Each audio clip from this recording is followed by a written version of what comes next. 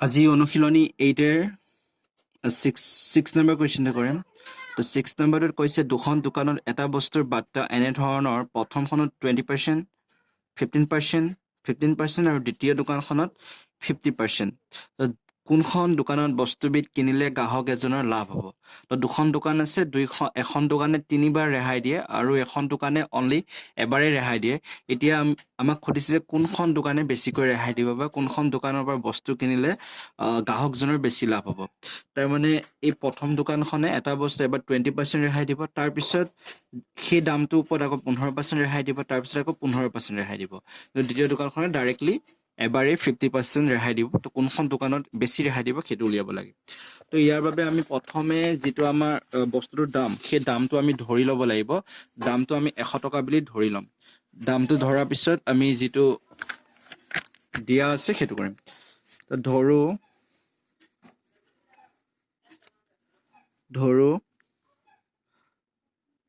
কোনো এটা বস্তু বা বস্তুটোৰ দাম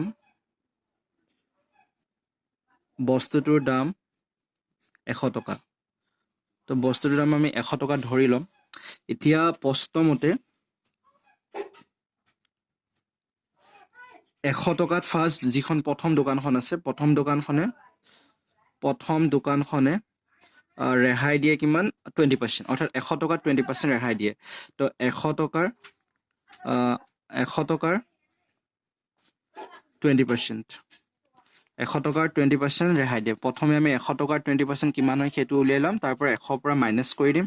তো তেতিয়া সেইটো হ'ব আমাৰ বস্তুটোৰ দাম।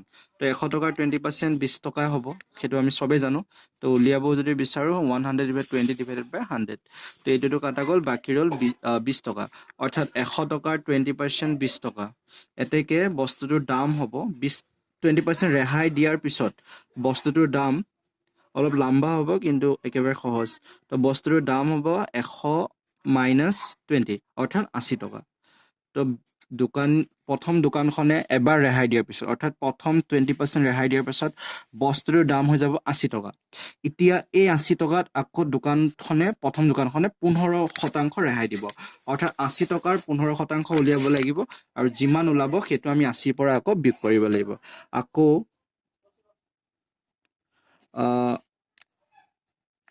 টকাৰ 15%। তো ইয়াৰ 15% আমি উলিয়াব লাগিব। তো 80 15% তো আমি উলিয়াব কাৰণে 15/100 হ'ব।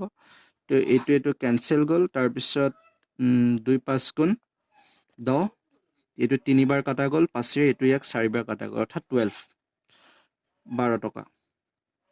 তো 80 টকাৰ 15% আহিব আমাৰ 12 টকা। এতেকে 15% ৰেহাই দিয়াৰ পিছত বস্তুটোৰ দাম আকৌ হ'ব আমাৰ বস্তুটোৰ দাম 80 - 12 = 68 টকা। অৰ্থাৎ দুবাৰ ৰেহাই দিয়াৰ পিছত যিটো বস্তুৰ দাম 100 টকা আছিলে এতিয়া হৈ যাব 68 টকা। কিন্তু দোকানীখনে আৰু এবাৰ ৰেহাই দিছে 15%, অৰ্থাৎ 68 টকাৰ 15% আকৌ ৰেহাই কৰি দিছে। তো আমি উলিয়াব লাগিব এতিয়া 68 ৰুপিছৰ 15% কিমান হ'ব। তো আকৌ 68ৰ 15%। তো 68ৰ 15% হ'ব 15/100।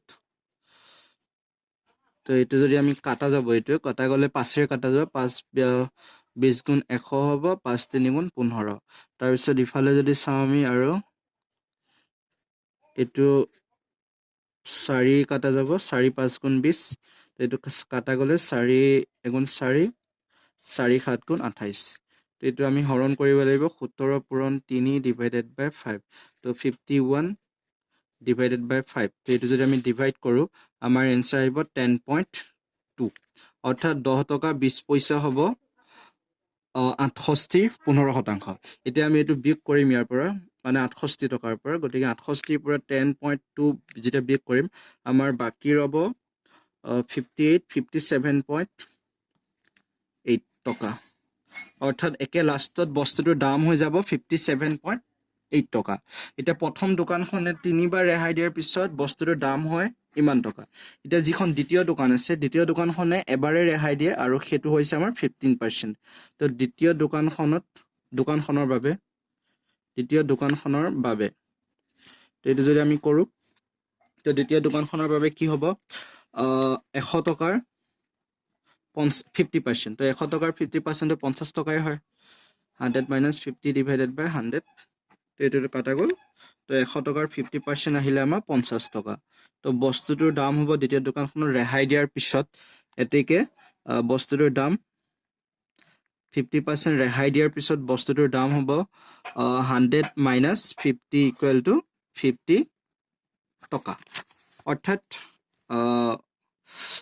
দ্বিতীয় দোকানখনে ৰেহাই দিয়াৰ পিছত বস্তুটো 50 টকাত বেচিব আৰু প্ৰথম দোকানখনে তিনিবাৰ ৰেহাই দিয়াৰ পিছতো বস্তুটো 57.8 টকা বেচিব তাৰ মানে দ্বিতীয় দোকানখনৰ পৰা যদি গ্ৰাহকে বস্তু কিনে তেতিয়া হলে গ্ৰাহকৰ বেছি লাভ হ'ব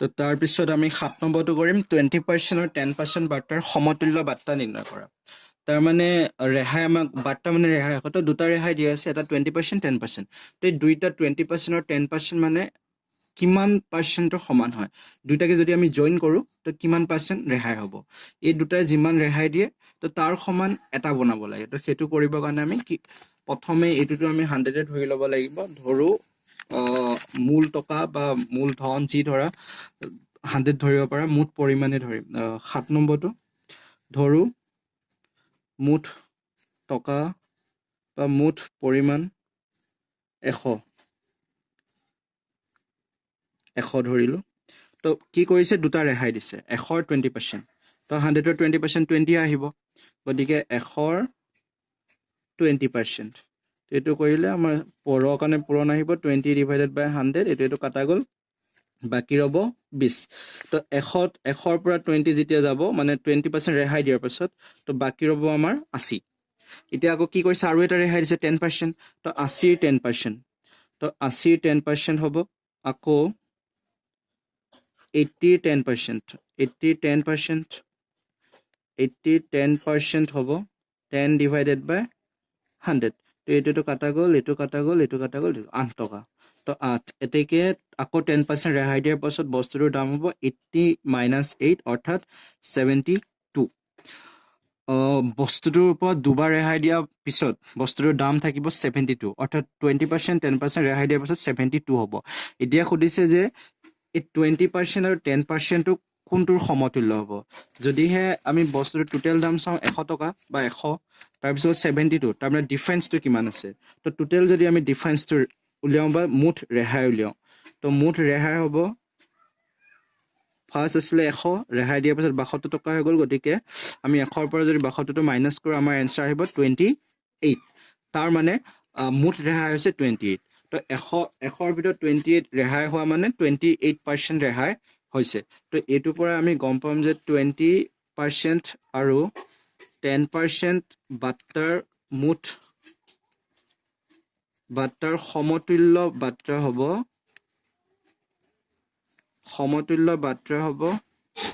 28% কাৰণ 100 টকাৰ 28 টো সদায় 28% হয় তো ইয়াৰ आंसर হ'ব